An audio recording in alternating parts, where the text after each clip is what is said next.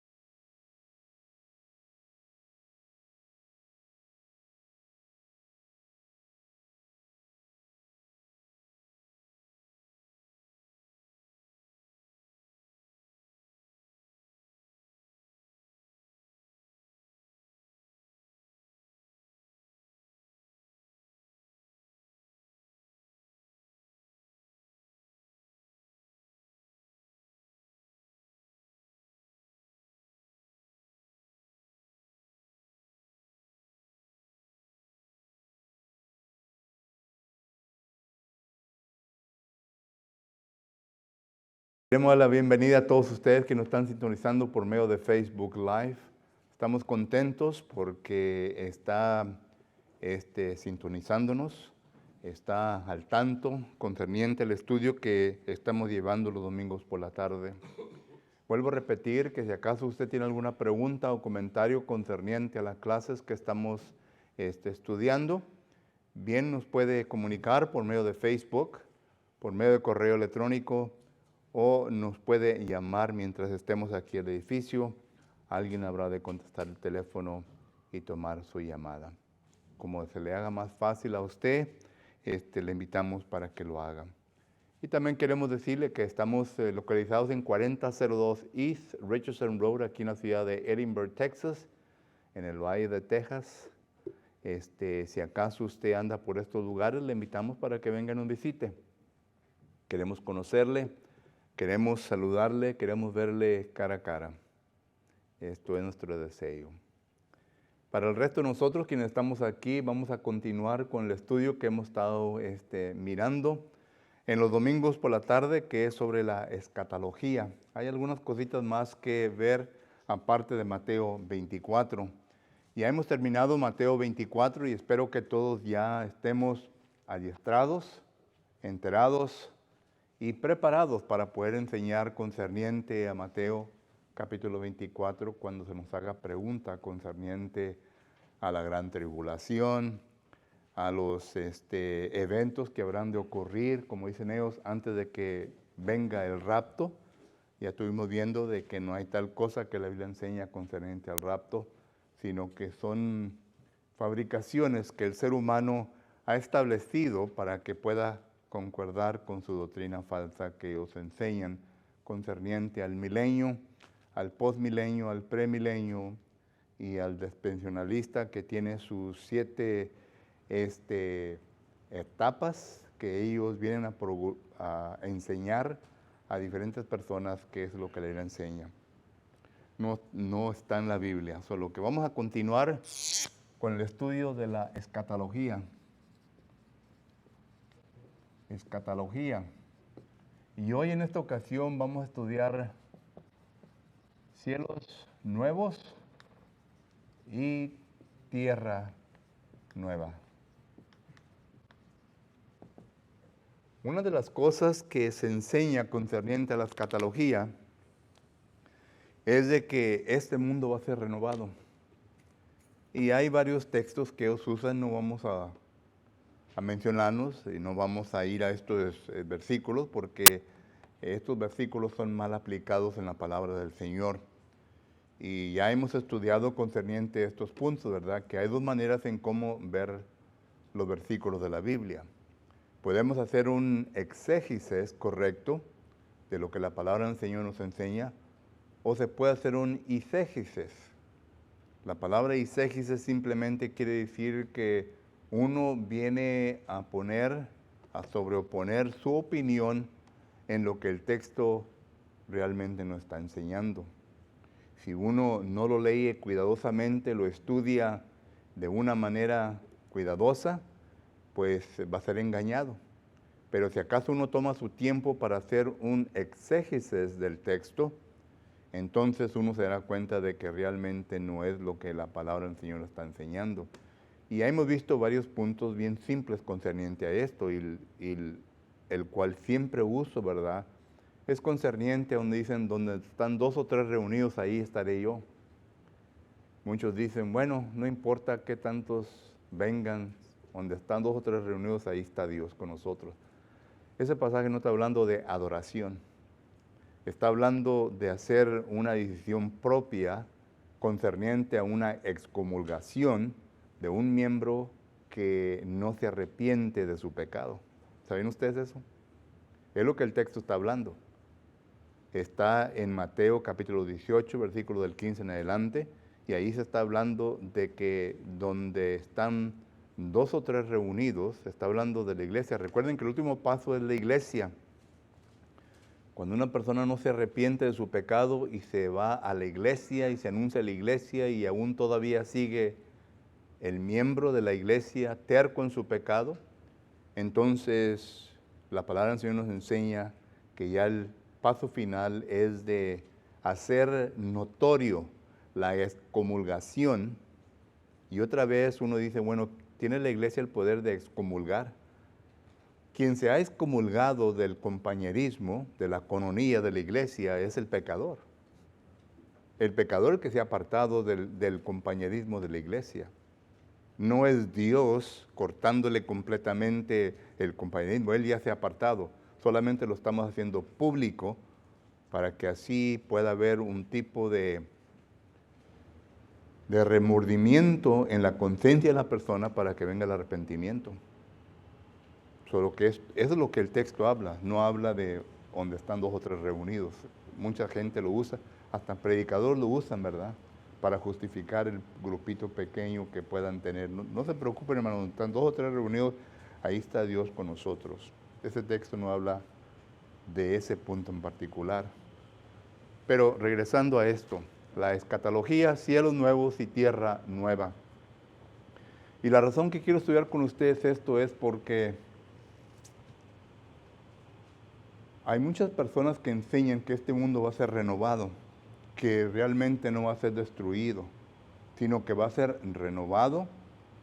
Y en la renovación que Dios va a hacer de este mundo, aquí se van a quedar algunas personas. Una secta religiosa, la cual ustedes ya saben a quién me estoy haciendo referencia, dicen que aquí se va a quedar ciertas personas y 144,000 van a estar reinando en el cielo con Jesucristo. Es decir, que el mundo va a ser renovado. Y claro que van al libro de Isaías, donde dice que el león y el corderito van a estar viviendo juntos, etcétera, etcétera. ¿Recuerdan los pasajes? Hasta tienen libros que enseñan de eso, ¿verdad? Bueno, ellos dicen que el mundo va a ser renovado y que cada persona que se quede aquí va a pertenecer a una tribu. Y ellos establecen las 12 tribus de Israel. Bueno, esa enseñanza es todo lo contrario a lo que enseña la palabra del Señor. Es una enseñanza falsa. De esa enseñanza que empezó más o menos como en 1829, 1830, porque fue cuando la secta se empezó, miramos nosotros que se ha ido modificando. Ha venido a tener diferentes ya enseñanzas, pero concerniente a la misma idea. Ya varias sectas lo toman y lo enseñan con un diferente cambio para que pueda quedar conforme a su enseñanza falsa. Y miramos nosotros que es lo mismo.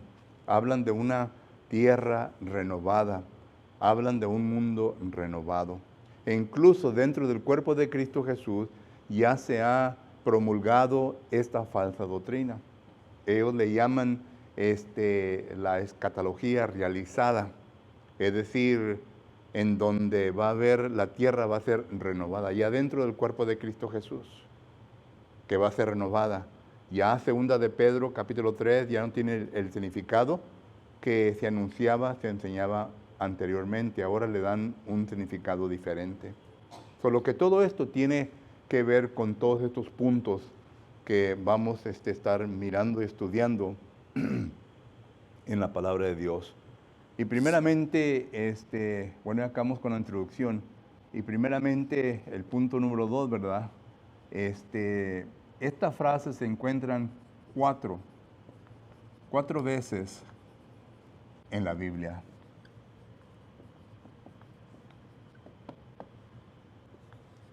La primera ocasión en donde vemos esto es el libro de Isaías, capítulo 65, versículo 17, y capítulo 66 y versículo 22.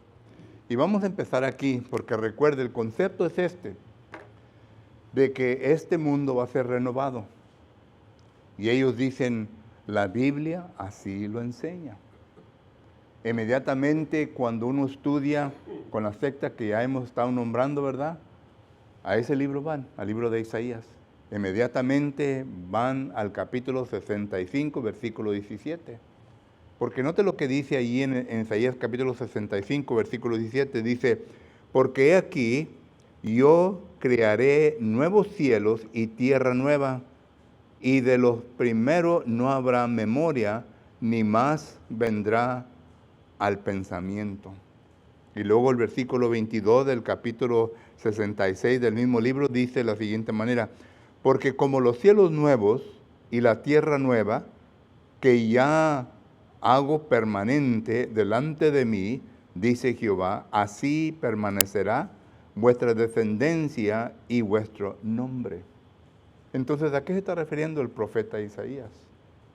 El profeta Isaías es un profeta que se le ha nombrado un profeta mesiánico.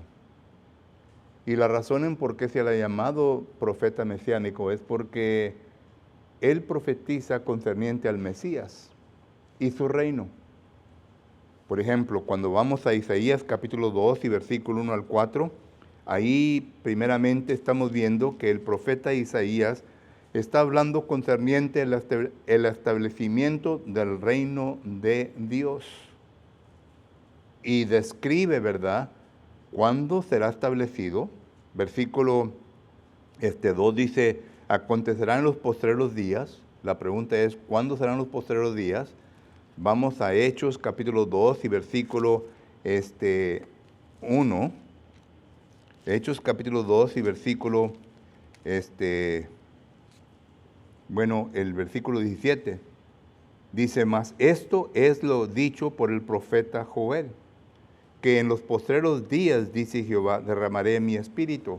Solo que estamos mirando que los postreros días es el día, incluye el día de Pentecostés. Y luego habla de dónde será establecido este reino. En la iglesia, en Jerusalén, dice la palabra de Dios, en el monte de Jehová. Y luego dice que toda nación irá a él, es decir, al reino, y que de ahí saldrá la palabra de Dios. O lo que está hablando el reino, está hablando de la iglesia. Vamos nuevamente a Isaías capítulo 7, versículos 14 y 15. Nos damos cuenta que está hablando de Jesucristo, porque Mateo capítulo 1, versículo 21 en adelante nos habla de eso. ¿A quién se le nombró Emmanuel? Si no fue a Jesucristo cuando nació.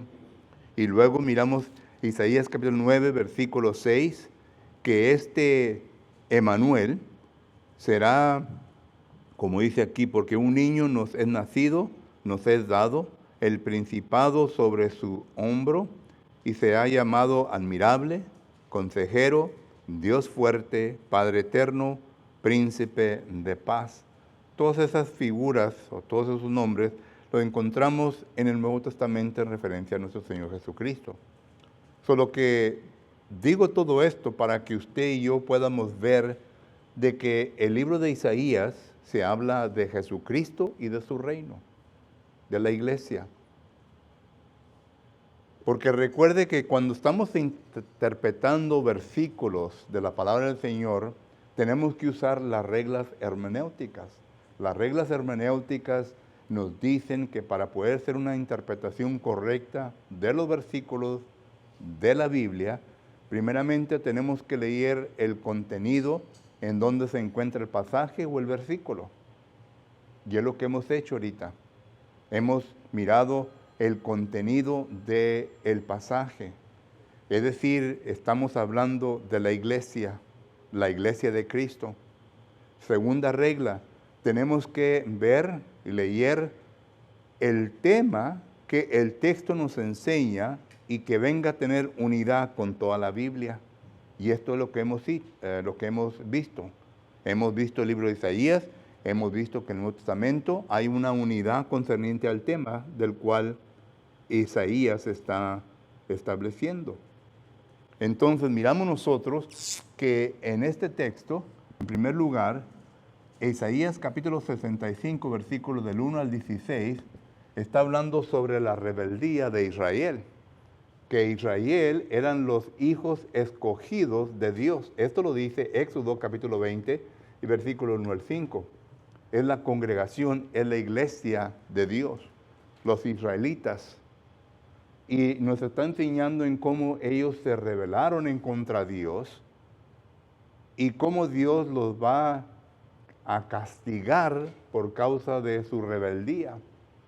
Y luego ya entramos en Isaías capítulo 65, versículo 17 a 66, capítulo 66, versículo 24, y habla de la iglesia futura. La iglesia futura. Noten, Isaías fue escrito de aproximadamente el año 140 al año 697 antes de Cristo. Recuerden que los años del Antiguo Testamento van de grandes a chicos, va para abajo. Usted le añade 33 años a este número y sale 773 años antes de que se estableciese la iglesia en Hechos capítulo 2 y versículo 1. Estamos hablando de 773 años antes del establecimiento de la iglesia de Cristo, solo que está hablando de una iglesia futura. Y está mencionando que dentro de esta iglesia futura, tanto el gentil como el judío iban a ser parte de esta iglesia. Recuerden que esto siempre fue el problema entre los judíos. Los judíos no aceptaron que el gentil era parte de la iglesia. Y miramos nosotros que en el Antiguo Testamento ya se está dando a conocer. En Génesis capítulo 12, versículo 4, dice, en ti serán benditas, ¿qué? Todas las naciones. No dice solamente los judíos, dice todas las naciones. Eso es lo que ya se había dado en Génesis capítulo 12, todo esto. Amos 9:11, lo vuelvo a repetir, es el texto que usa el apóstol Pedro para justificar en Hechos capítulo 15 lo que estaba llegando. Solo que el contexto nos enseña que es la iglesia futura. Y digo todo esto para que podamos entender la frase cielos nuevos y tierra nueva. Se usa figurativamente.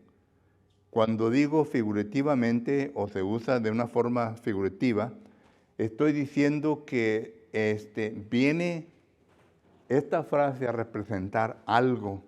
Y la pregunta es, ¿qué es lo que viene a representar? La iglesia. La iglesia. ¿Ok? No viene a representar un mundo, una tierra renovada, regenerada, como dicen algunos, ¿verdad? Que aquí se va a quedar esto, no va a ser destruido, sino que está representando a la iglesia. La iglesia son los nuevos cielos y tierra nueva. Otra palabra clave del versículo 17 es la palabra que dice Jehová Dios, que voy a crear. ¿Ok? Esta es la palabra hebrea barak.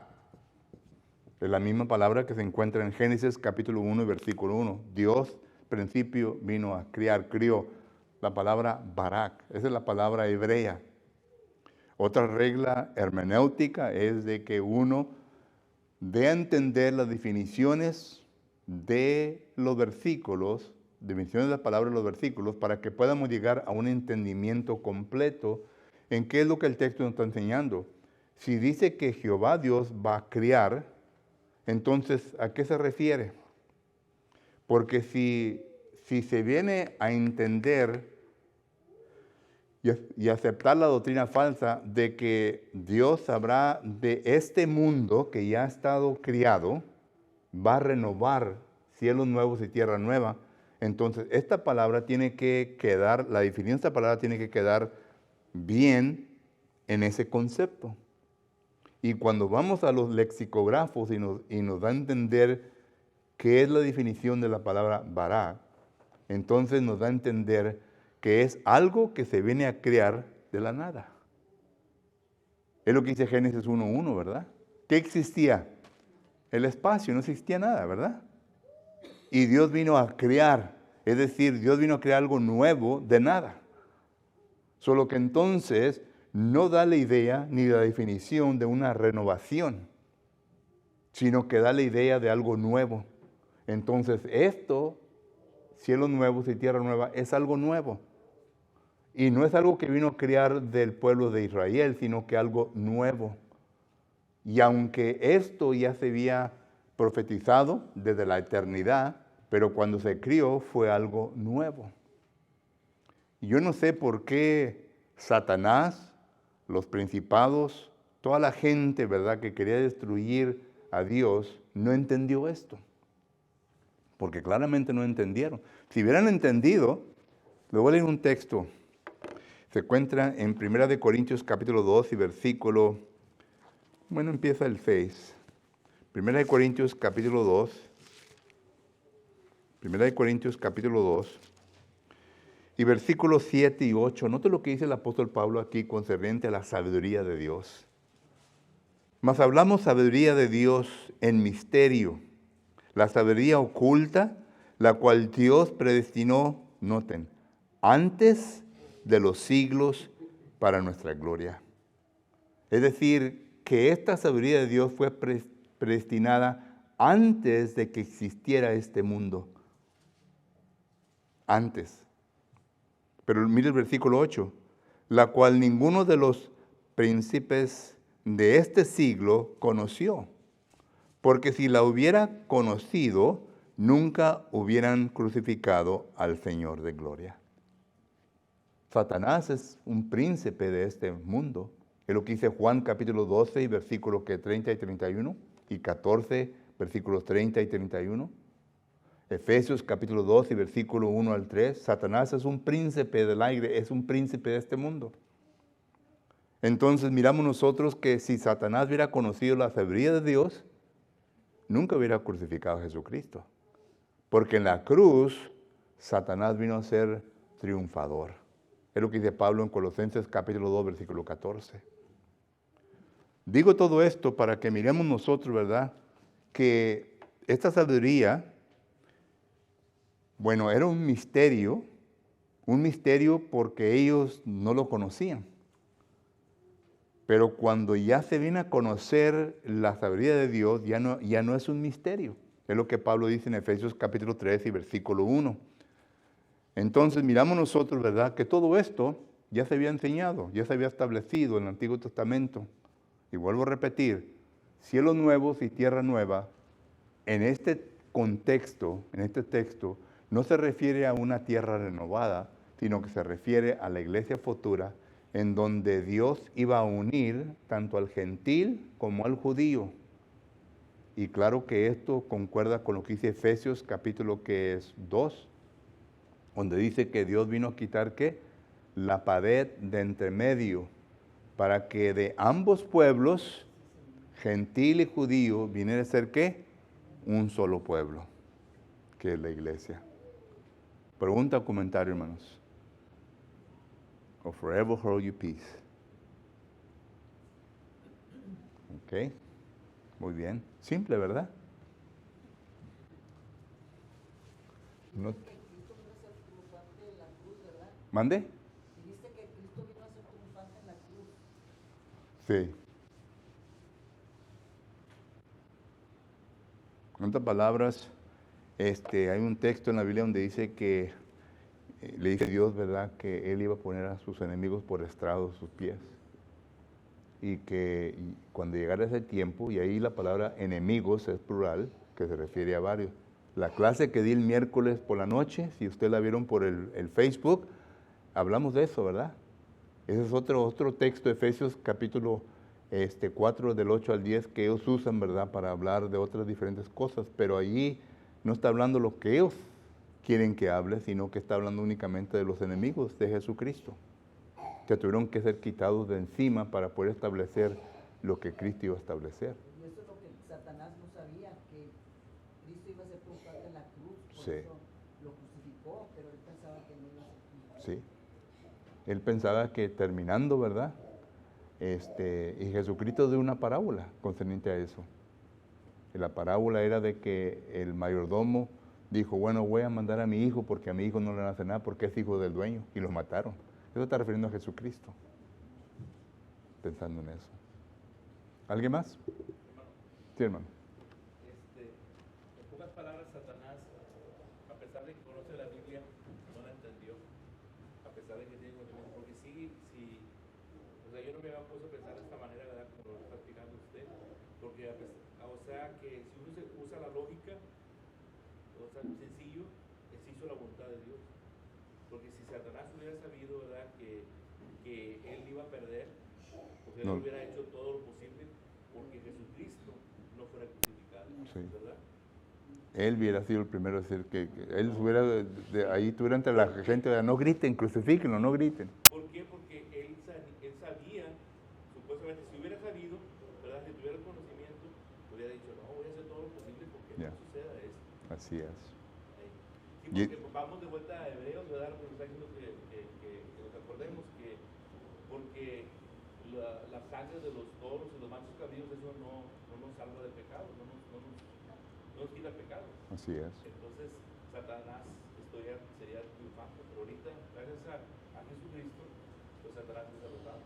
Y ahí mismo Hebreos, De Dios, la y ahí, voluntad de él. ya, y ahí mismo Hebreos capítulo 10 dice hasta que no pongas tus enemigos por estrado, pies. Solo que es lo que se está refiriendo a eso. Muy bien.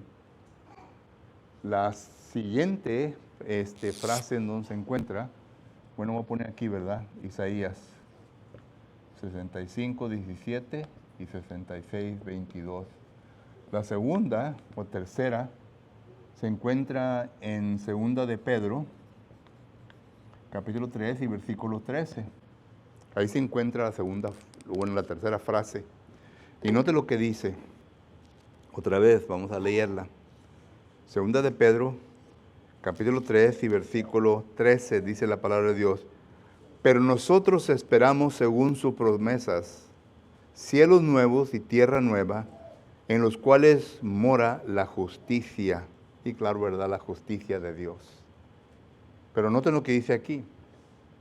Ellos ahora usan este versículo y dicen, mira, aquí dice la palabra de Dios, pero nosotros esperamos, según sus promesas, cielos nuevos y tierra nueva.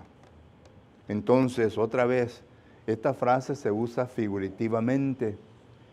Y la oposición de ellos dice, ¿cómo puede usarse figurativamente si acaso los textos anteriores son literales? Y es verdad, son literales.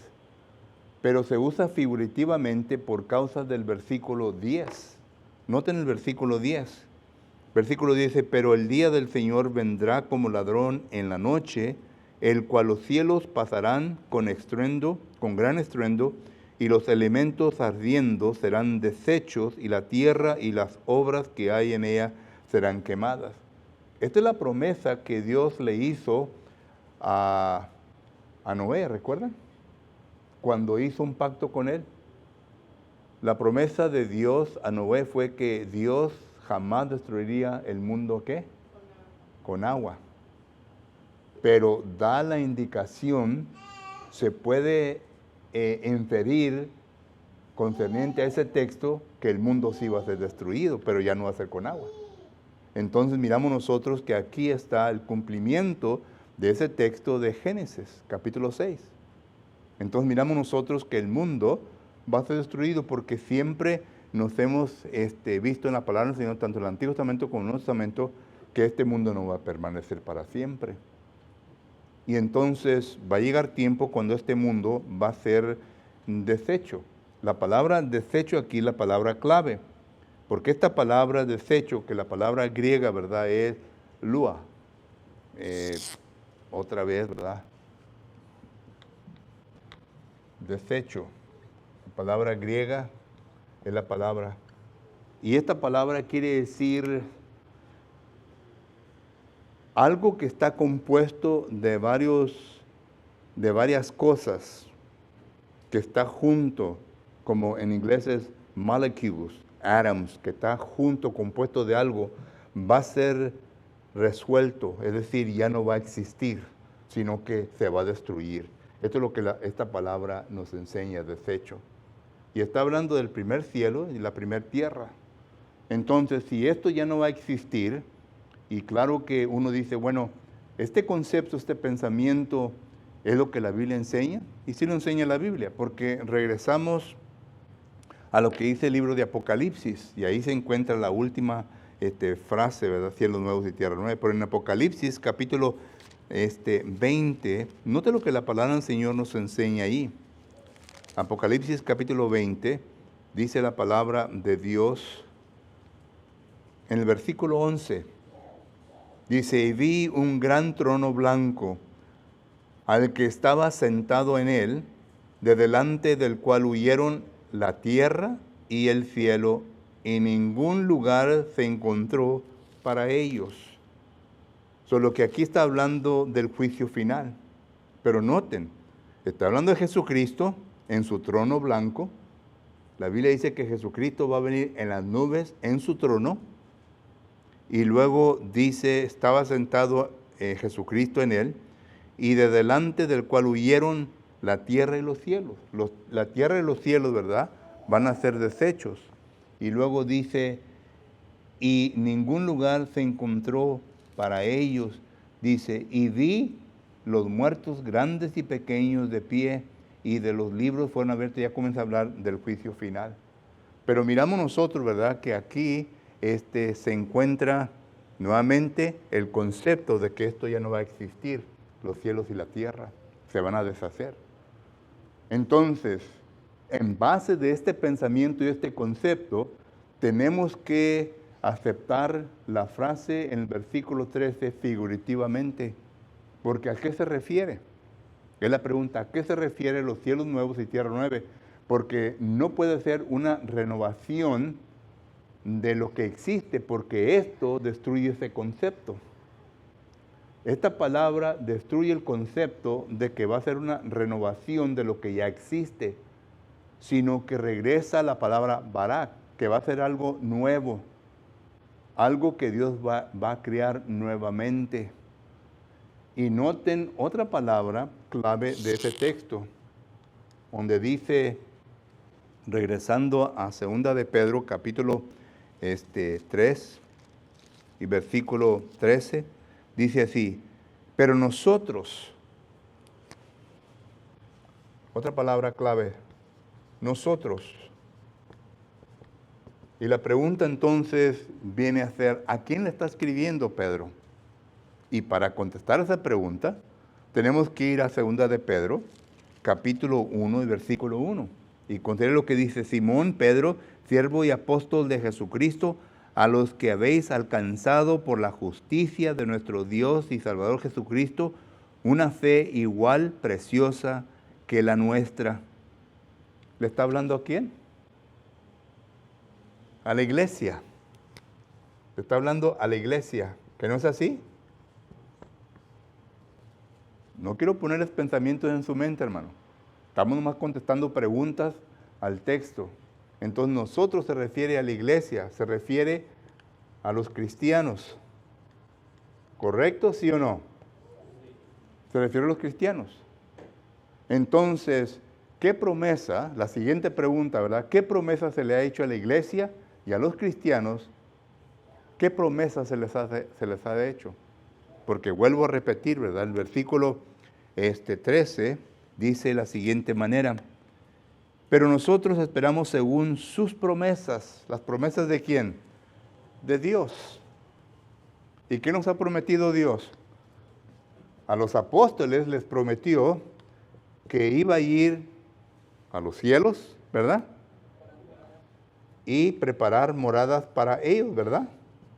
Y que iba a regresar por ellos. A nosotros se nos ha prometido que, 1 de Pedro 1:4, que tenemos una esperanza viva. ¿Dónde? En los cielos. ¿Recuerdan? Tenemos una esperanza viva en los cielos. Y a nosotros se nos ha prometido, en 1 de Corintios capítulo 15, versículo 23, dice, esto es el orden de la segunda venida de Jesucristo. Cristo, luego sus primicias y luego los que estamos, ¿qué? Vivos. ¿Quién va a venir por nosotros? Cristo va a venir por la iglesia. Y cuando venga por la iglesia y que ya exista el juicio final, la iglesia va a ser entregada ¿a quién? Al Padre. Solo que esta promesa se le ha hecho, ¿verdad?, a los cristianos, a la iglesia. Nosotros entonces se interpreta que es la iglesia, que es a los cristianos. A ellos pues se les promete ¿qué? Cielos nuevos y tierra nueva. Entonces la pregunta que le hacemos a esa porción es, entonces, ¿dónde están? Y esta pregunta la viene a contestar Apocalipsis capítulo ¿qué? 20, versículo 1. Y también Apocalipsis capítulo 21, ¿verdad? que es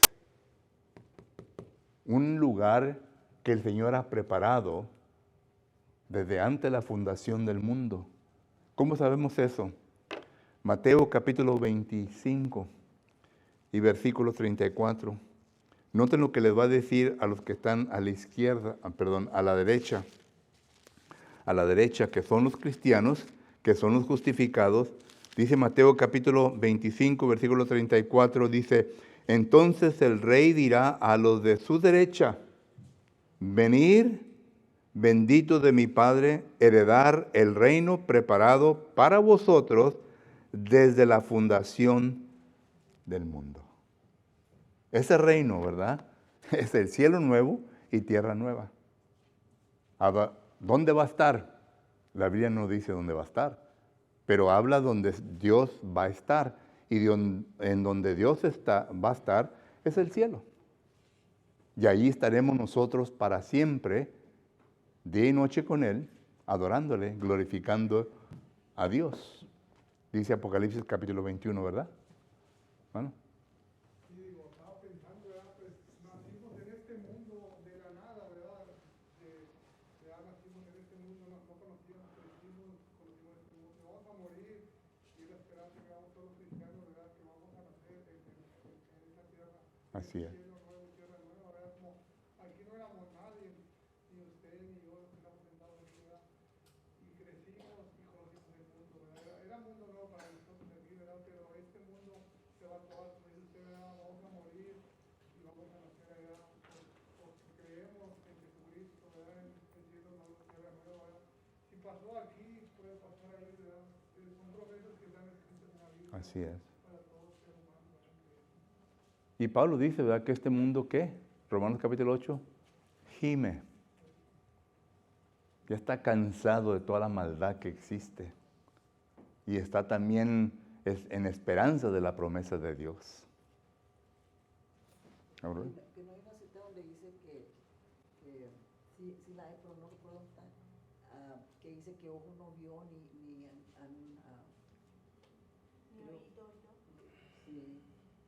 ¿Qué?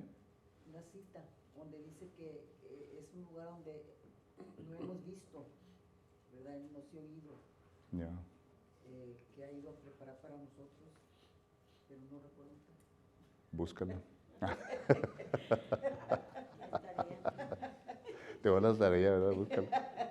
Pero sí, es un lugar que no hemos visto. Nadie ha visto. Porque nadie ha ido al cielo.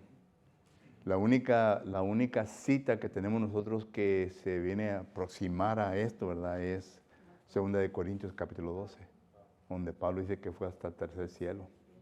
Y cuando uno lee esa frase, ¿verdad? Da a entender que posiblemente fue cuando fue apedreado. ¿Recuerdan Hechos capítulo 14? En Iconio, que lo vieron ya casi muerto y lo sacaron de la ciudad. Y él se levantó y se sacudió el polvo y entró de vuelta a la ciudad. Muchos dicen que ahí fue donde él tuvo esta experiencia, pero que fue hasta el tercer cielo. Y ahí dice que oyó voces que él no conoció. Y ese es otro texto que se usa porque es la palabra paraíso, pero ya estudiamos la palabra paraíso, que quiere decir es un lugar de tranquilidad. ¿Alguien más, hermanos? Y esas son las 4 ocasiones cuando se menciona cielos nuevos y tierra nueva. Y todas las 4 veces se usa figurativamente, que se refiere a algo más. La primera ocasión a la iglesia, la segunda ocasión a un lugar sublime, en donde va a haber paz, tranquilidad. ¿Dónde está? No sabemos dónde va a ser este lugar, pero sabemos que ahí va a estar Dios y va a estar Jesucristo. Sí. Por eso Pablo dice, ¿verdad? Que para él el vivir, ¿qué? Es Cristo, y el morir es ganancia. ¿Quién no quiere morir y ir con Dios? Bueno, decimos que queremos hacer esto, ¿verdad? Pero realmente cuando llega la muerte sí tenemos un poquito de temor. Por más macho que seas, ¿verdad? Va a haber un poquito de temor. Porque entra uno a lo desconocido. O sea que no sabe qué va a pasar, ¿verdad? Y en ese momento queremos arreglar cuentas con todo, ¿verdad? Porque queremos ir al cielo. Pero todo depende en el juicio de Dios. Pero vamos a morir, vamos a pasar de este mundo al siguiente. Y no hay nadie que ha regresado que nos ha dicho, ¿verdad?, cómo es ese lugar. Cristo ha regresado, pero aún Cristo no nos enseñó suficiente concerniente al mundo que sigue, sino que nos dice, existe, y esto es lo que va a pasar si acaso no es la voluntad de Dios, y esto es lo que va a pasar si es la voluntad de Dios, y esto es lo que nos dice, concerniente al infierno, al cielo, muy pocas cosas sabemos de todo esto. Y, ¿mande? ¿Cómo? Sí. Y si no fuere, dices, prepararé un lugar. Ya, Juan capítulo 14. Ya, y una promesa que nos ha hecho. Se nos hizo a los discípulos, ¿verdad? Pero también para nosotros. Ya. Y qué bonito es eso, ¿verdad? Saber que hay algo esperándonos. Y pues... Ahí está. Ahí andaba. Pero no encontraba. Ok, gracias, hermano. ¿Alguien más? Hay un versículo, ¿verdad?, que dice, ¿verdad?, que no hagas tesoros en la tierra, que los hagas en el cielo, ¿verdad? Sino que puede ahí hablar del cielo nuevo y tierra nueva, ¿verdad? Porque para allá vamos a ir, todos vamos a morir. Ya. No tenemos vida, todos tenemos que morir. Ya. Le dio tiempo, pero pues, hacer que Y los tesoros nuestros son espirituales, hermano. Son espirituales. Es lo que dice Hebreos capítulo 13.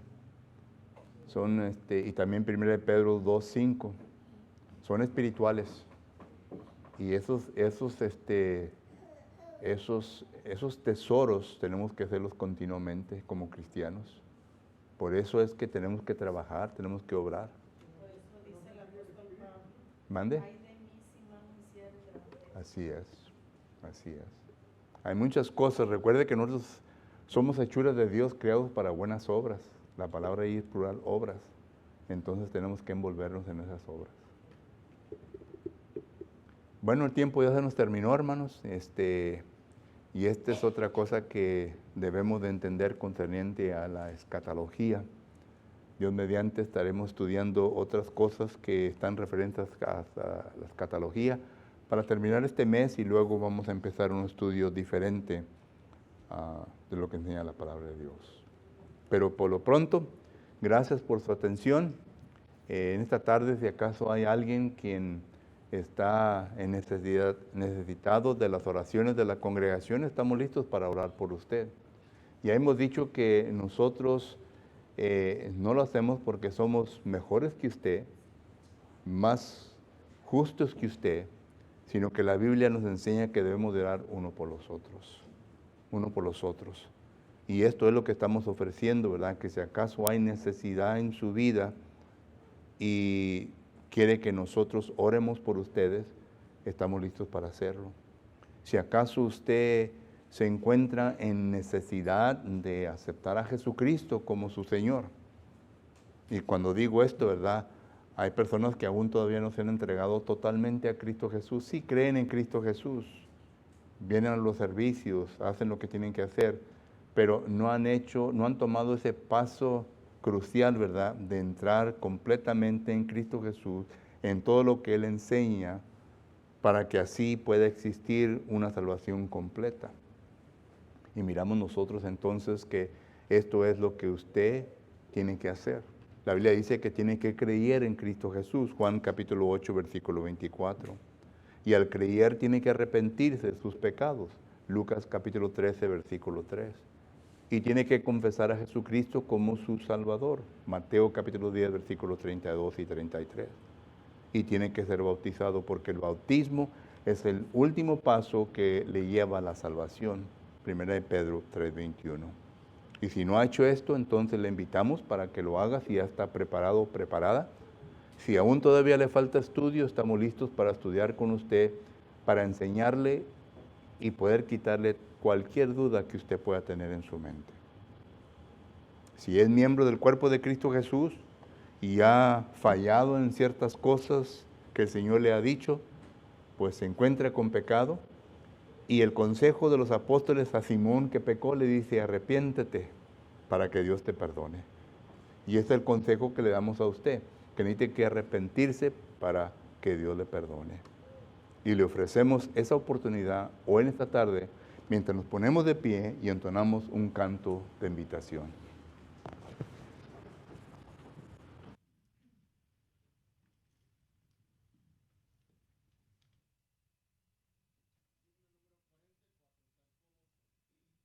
...44, tal como soy. Si estamos listos, cantemos. Tal como